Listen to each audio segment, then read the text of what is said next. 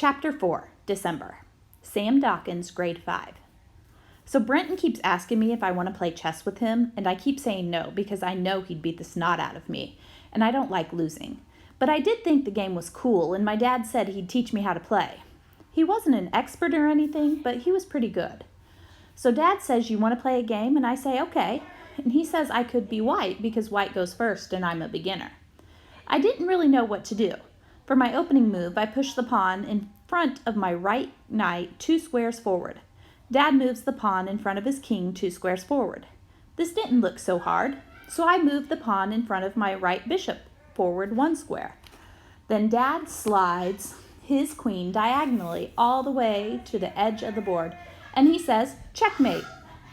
I say, "What?" He says, "You heard me, checkmate." I ask him how he could checkmate me in just 2 moves, and he says, "Look at your king." So I look at my king. He's right. My king can't go anywhere. He's stuck. 2 stinking moves, and my king was a dead man. The game was over. I say to myself, he's never going to do that to me again. Brenton Damagachi, grade 5. I never thought belch was a big deal, the way the others did. It was just a tool to make a job easier, like a hammer or a screwdriver. It never interested me very much. What interests me? I'll tell you what interests me. When a whole bunch of people all start doing the same thing at the same time for no apparent reason. That interests me. It's psychology, I guess. I found it fascinating that all the boys would suddenly come to school wearing backward baseball caps, or that all the girls would start wearing ankle bracelets or ponytails. Why? Those things have to start somewhere, right? Somebody somewhere has to be the first one to do something. I thought it would be interesting to create a fad.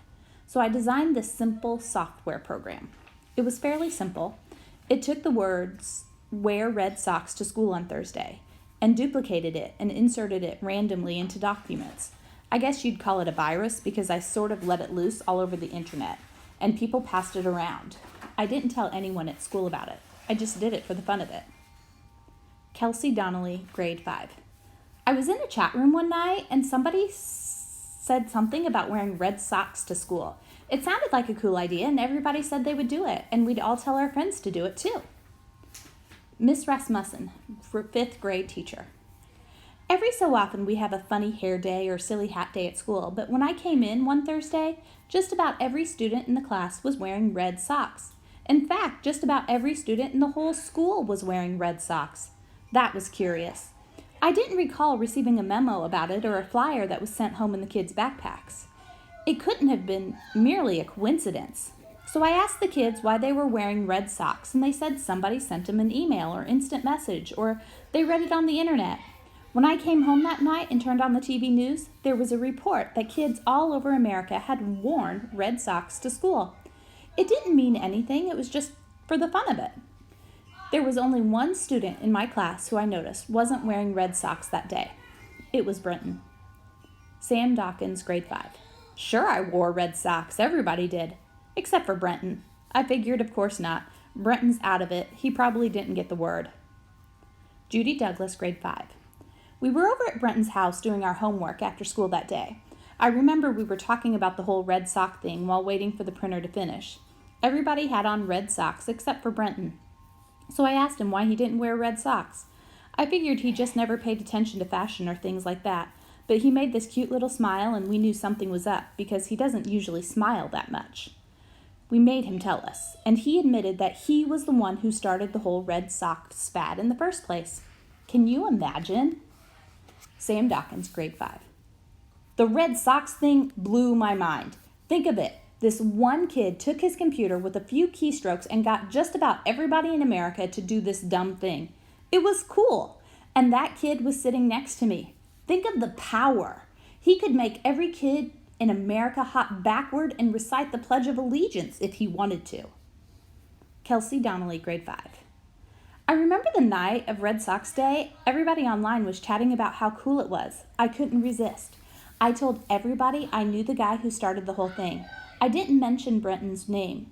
Right away, I got an IM from a guy asking me who pulled off Red Sox Day. I didn't tell him. I didn't think Brenton wanted everybody to know. The guy gave me his name and email address in case I changed my mind. The name was Milner. Judy Douglas, grade 5. One of the nicest things about Belch was that I had more time after school. I asked my mom if I could take a ballet class on Wednesdays, and she said sure, as long as I still had time to do my homework. Before we had Belch, I spent just about every day after school doing my homework. There was no time for anything else. Sam Dawkins, grade 5. Sometimes when I sit at home playing video games or watching TV or just hanging out, I would think about the other saps in my class who were doing homework right then.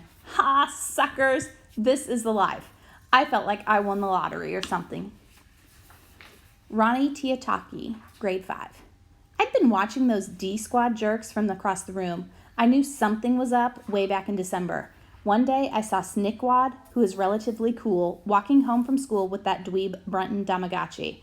What was up with that? No way the two of them could be friends. Not in a million years. It didn't make sense. I was suspicious. Something was up. I just didn't know what. Judy Douglas, grade 5.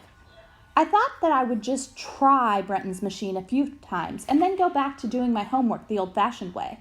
But I realized that I liked not having to work so hard on my homework. I liked the extra free time I had.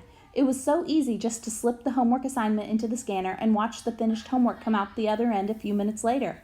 It was like microwave popcorn. My mom told me that when she was a girl, they popped popcorn in a big pot on the stove with oil, and it was greasy and hard to clean up. Now she makes popcorn in the microwave, and she says she would never go back to the old way. That was how I was starting to feel about homework. Sam Dawkins, grade 5. My dad said if we played a game of chess every night, I would get better and better, so we started playing every night. The first thing Dad told me is that wars aren't won or lost because of guns and soldiers and shooting. They're won or lost because of strategy. He said the way to win is to build a strong position by slowly accumulating advantages. Like you want to try to control the 4 squares in the center of the board. It was little things like that, stuff you don't normally think of. Like when your king is in the middle of the board, he has 8 squares he can escape to. But when he's at the edge of the board, he just has 5 squares he can escape to. And if he's in the corner, he only has 3 squares. He's just about dead. Kelsey Donnelly, grade 5. I was hanging around and doing nothing, and my mother starts in giving me a hard time. When are you going to do your homework, Kelsey? And all that. So I told her I did it already over at Brenton's house. Well, she doesn't believe me, of course. She says, if you're lying, you're grounded, young lady. So I showed her my homework, and she looks that over real carefully. Finally, she says I did a good job, and if I keep it up like that, she would let me pierce my belly button. Ha! It was great! Brenton Damagachi, grade 5. After we finished doing everybody's homework, they went home. They usually didn't hang around, and that was fine with me. I had my own projects to work on. Every so often I would ask Snick if he wanted to play a game of chess, but he always turned me down. He said he had a dentist appointment or he wasn't feeling well or something. I knew that it was just an excuse. He didn't like me enough to get together unless we were doing our homework. That was fine. As I said, I really don't need or have time for friends. But it did please my mother to think they were my friends, and I like to please my mother. After a while, I stopped asking Snick to play. Judy Douglas, grade 5. Every so often, I would stay after we finished our homework. Unlike most boys, you can talk to Brenton about things other than sports and motorcycles and dumb things like that. I could bring up something about, say, classical music or politics, and he would be able to discuss it. Nobody else was like that. Brenton knows about everything. He's like an encyclopedia. Miss Rasmussen, 5th grade teacher. It was getting close to the holidays, and I noticed that the kids in D Squad were doing remarkably well. I certainly expected it from Brenton and Judy, but Sam and Kelsey were working on all A's in their subjects, which was a surprise. Their parents thought I was a miracle worker. In the back of my mind, I suspected that Sam and Kelsey might be copying off of Brenton and Judy, but I wanted to believe that all my lessons about hard work were starting to pay off. Now, of course, I realized I was just fooling myself. Kelsey's mom. When Kelsey brought home her end-of-the-year report card with all A's and B's on it, I just about fell off my chair. She had always been a C student. I figured there had to be some kind of mistake. I thought Miss Rasmussen switched the report cards around or something. Kelsey Donnelly, grade 5. My mom said that because my report card was so good, I could get my belly button pierced. We drove over to the place, but I chickened out at the last minute. It was too scary. I couldn't go through with it. Sam Dawkins, grade 5. So I thought of a great idea.